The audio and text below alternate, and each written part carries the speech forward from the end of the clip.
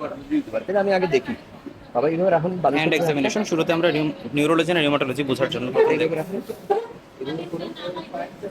ঠিক আছে, আমার ওভারঅল হ্যান্ড মনে হচ্ছে না দেখে আচ্ছা। তার কোনো ওভারঅল কোনো ডিফর্মিটি নাই, কোনো মানে ওইভাবে কোনো জেড ডিফর্মিটি, আলনার ডেভিয়েশন বা কোনো সোয়ান নেক বাঁকানোর ম্যানেজ যেগুলো ওই ধরনের কোনো কিছু নাই। তাহলে আমি ওভারঅল ওয়াস্টিং আছে কিনা, থিনার হাইপোথিনার ওয়াস্টিং আছে কিনা দেখলাম, ডরসাল গার্ডারিং আছে কিনা। এইভাবে রাখেন, আবার রাখেন, রাখার পরে এইভাবে করেন, এইভাবে রাখেন, চোখ বন্ধ করেন, টোনেটো ড্রিফট হয় কিনা সেটা দেখুন মেইন। ঠিক আছে, আবার হ্যাঁ চোখ বন্ধ করার জন্য আবার রাখেন। অনেক সময় এইভাবে নাও হইতে পারে, চোখ বন্ধ করার পরে দেখলাম হয়। তারপরে আমি আবারও দেখলাম এইভাবে ট্রাইসেপসে বিশেষ করে ফ্লেক্সিবিলিটিটা পিছনে গেলেই বেটার যদি যাওয়া যায়। আর যদি না যাওয়া যায় তাহলে আমি পাশে থেকেই দেখলাম, তাহলে পাশে থেকে এইদিকে দেখলাম ট্রাইসেপ আমার ইয়ে আছে কিনা, ফ্লেক্সিবিলিটি আছে কিনা, আর এই ওভারঅল প্রক্সিমাল মাসল বা লিম গার্ডেন এসব জায়গা ওয়াস্টিং আছে কিনা, কারণ এটা মায়োপ্যাথি তো হইতে পারে আমি জানি না। ঠিক না, তাহলে এটা শেষ আমার দেখা। মোটামুটি দেখার পরে হচ্ছে আমার এজ ইউজুয়াল লোয়ার লিম্বের মতো, লোয়ার লিম্বের মতো মতো করে কি দেখতে হবে, পালপেশনের সময় আমি শুরুতে মাসেল বাল্ক দেখলাম, তারপরে টোন দেখলাম। মানে বাল্ক আমি দেখার জন্য হচ্ছে এই জায়গার মিডিয়াল ম্যালিয়ার যদি দেখি, এখান থেকে আমি ধরো মানে 10 সেন্টিমিটার উপরে, এইখান থেকে 10 সেন্টিমিটার উপরে আমি দেখলাম, এইখান থেকে 15 সেন্টিমিটার নিচে, এখান থেকে 15 সেন্টিমিটার নিচে আমি দেখলাম বাল্ক। বাল্ক দেখার পরে হচ্ছে টোন, তাহলে টোন ইন্সপেকশনে চলে গেছে। আচ্ছা ওই যে ট্যাপ করা হবে, যে ট্যাপ করলে ট্যাপ করলে ট্যাপ করার ব্যাপারে অনেক স্যার বলে যে ফেসিকুলেশন তো একটা ইনভলন্টারি মুভমেন্ট, তো এটা যদি আমি ট্যাপ করার দরকার নেই আর কি, অনেক স্যার এটা মাইন্ড করে। এখনো স্যাররা ওইটাই বিশ্বাসী যে করতে বলবে। আবার আমাদের কিছু স্যার উপরে বলছে যে করা লাগবে না, দুই পক্ষে মতামত আছে আর কি। তাহলে তারপরে যেটা দেখবো টোন দেখবো, তাহলে টোন হচ্ছে এই জায়গার প্রত্যেকটা জয়েন্টের টোন। এটা আমি ফ্লেক্সন করতেছি, ফ্লেক্স, এটা এক্সটেনশন করতেছি, আমার হাত ট্রাইসেপসে চলে গেছে। তেমনি এটা ফ্লেকশন করতেছি, এক্সটেনশন করতেছি, হ্যান্ড পজিশনটা ইম্পর্টেন্ট। তারপর হচ্ছে প্রোনেশন সুপাইনেশন, তেমনি এটাও প্রোনেশন সুপাইনেশন, হাতটা মুভ করেন। তারপর এটা হচ্ছে সার্কামডেশন করতেছি, হাতটা মুভ করেন, সার্কামডেশন করতেছি, শেষ। তাহলে এই হচ্ছে মোটামুটি টোন। টোন তাহলে টোন যাওয়ার পর হচ্ছে পাওয়ার। তাহলে পাওয়ার হচ্ছে অ্যাক্টিভ আর প্যাসিভ দেখতে হবে। মানে শুরুতে হাতটা উপরের দিকে তুলেন তো দেখলাম, দেখার পরে এখন আমি ওভারঅল পাওয়ার দিই। তাহলে ওভারঅল পাওয়ার দেখার জন্য এইভাবে রাখেন তো, আপনি উপরের দিকে তুলবেন, হাতটা তুলেন উপরের দিকে, গুড, নিচের দিকে নামান, গুড, এইভাবে রাখেন। আপনি ভিতরের দিকে নেবেন, ভিতরের দিকে নেন, বাইরের দিকে নেন। আচ্ছা ঠিক আছে, তাহলে এইগুলো হচ্ছে অ্যাবডাকশন, অ্যাডাকশন, অ্যাবডাকশন। তারপর হচ্ছে উপরে তুললো মানে প্রক্সিমাল উইকনেস আছে কিনা সেটা দেখলাম।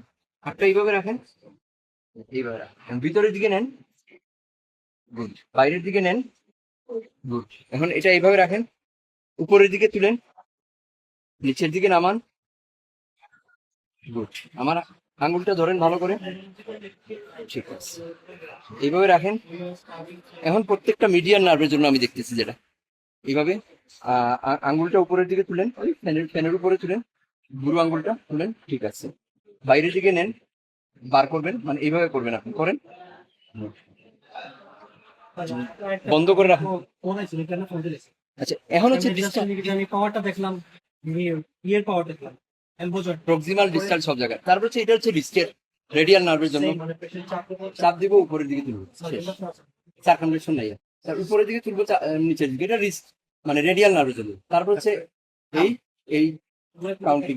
তারপর হচ্ছে আলনার নার্ভের জন্য এই জুড়ে বন্ধ করেন, বন্ধ করলো। আরেকটা হচ্ছে কাট টেস্ট করা যায়, কাটটা আমি ইয়ে করলাম, কাট টেস্ট শেষ মোটামুটি।